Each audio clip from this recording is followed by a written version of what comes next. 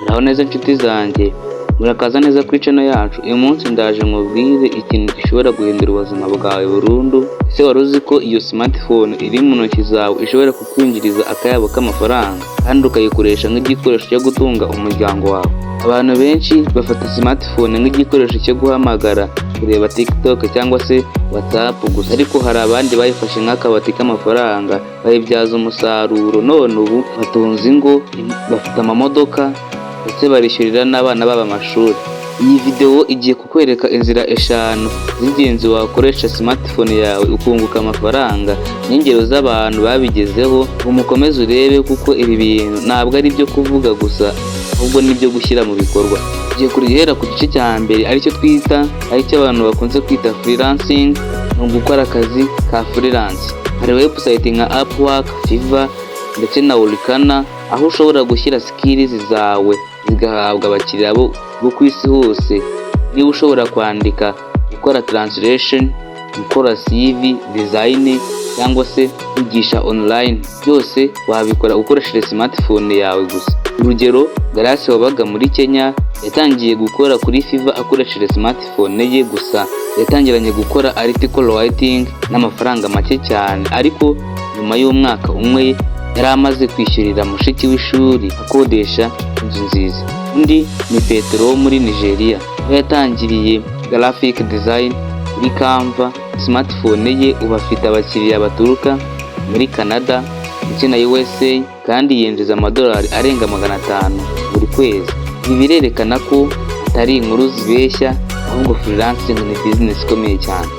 Cya kabiri, gukora content creation cyangwa se ibyo twakwita content creator. Hari abantu benshi babona amafaranga menshi kuri YouTube ndetse na za TikTok kandi batangiye na smartphone gusa.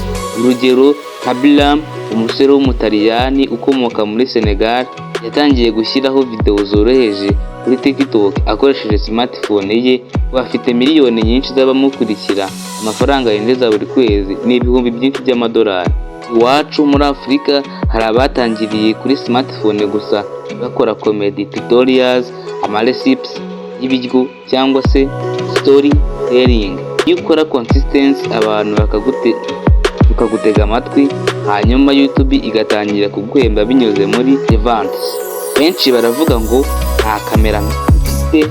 Kamera ya smartphone yawe irahagije, ugomba gusa kugira consistency, original, gukubita urufito rwa subscribe kugira ngo urusheho kugera kure. Kwika SMM irahakubereye kugira ngo ikugurishe aba subscribers ushaka cyose. Gatatu ni ugukora online selling. Smartphone yawe ishobora kuba nka boutique ikomeye. Ushobora gukoresha WhatsApp group, Facebook marketplace ndetse na Instagram. Urugero, hari umukobwa witwa Claudine wo mu Rwanda watangiye gucuruza ibitenge kuri WhatsApp gusa. Yafotoraga ibitenge akabishyira muri groupe WhatsApp, agashyiraho nimero ye. Bafite abantu bamuhamagara buri munsi kandi niho ahera yiyishyurira amashuri. Hari n'abakora ibyo twita drop shipping. Ibi ni igihe utagura stock y'ibintu ahubwo ukorera hagati.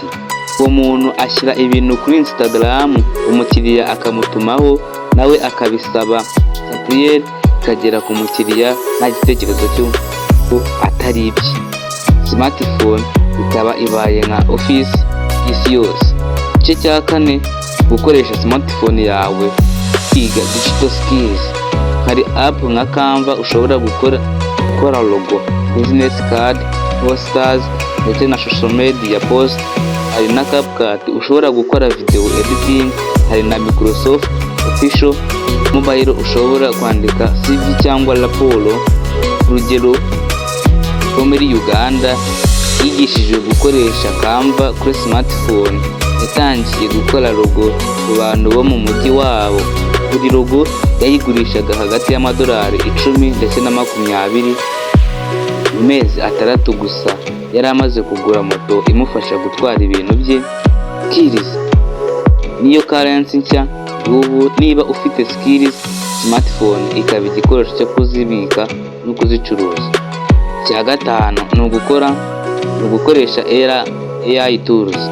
Turi mu gihe cy'ubwenge bukorano. ChatGPT AI, Canva AI n'izindi tools zikora ibintu byagorana cyane cyane mu kwandika. Urugero, ushobora gukora CV nziza mu minota 10 gusa ukoresheje AI. Ushobora gusaba AI iguhe ID z'ubucuruzi hanyuma ukazigurisha nk'inyandiko. Ushobora no gusaba AI iguhe short story cyangwa motivation ukabishyira kuri TikTok cyangwa Instagram ukunguka views. Hari umusore witwa Brian muri Kenya ukoresheje ChatGPT gukora ebook ngufi ibijyanye n'ubuzima bwiza. Yashyize iyo ebook kuri Amazon, ubu arayigurisha kandi yinjiza amafaranga buri kwezi. AI ni umukozi utishyurwa, smartphone yawe ikaba ikibuga cyose. Iki cya gatandatu turareba kuri motivation elite. Ariko hari ikintu gikomeye ugomba kumenya, aya mafaranga yose ntabwo aza mu ijoro rimwe, birasaba consistency, discipline no gukomeza gukora buri munsi. Tekereza ko ari ibintu byo gukora rimwe ukabona amafaranga menshi uribeshya cyane, ahubwo ni ibintu biguha icyerekezo cya buri munsi. Iyo uhisemo inzira imwe muri izi ukayikomeza mu mezi 6 cyangwa umwaka, uzaba umaze kubona impinduka zifatika mu buzima bwawe. Niba wicara utegereje ko smartphone yawe izaba ikintu cyo kwishimishirizaho gusa, ariko uyifashe nk'icyuma cy'ubucuruzi, izaguhindurira ubuzima ndetse n'umuryango wawe. Murakoze cyane kuba mwari muri kumwe nanjye. Ndizera ko uyu munsi mwabonye smartphone yawe atari ikintu cyo kujejeta gusa kuri social media, ahubwo ari imashini ishobora kukwinjiriza amafaranga. Niba wifuza kubona aya masomo, kanda like, ushyiraho comment, umbwira ko wabyumvise kandi ugongeshe urufito rwawe kuri subscribe kugira ngo ntuzacikwe. Smartphone yawe iri mu ntoki, ikibazo si ubushobozi bwayo, ikibazo ni uburyo uyibyazamo umusaruro. Murakoze, tuzabonana muri video itaha. Ndabashimiye.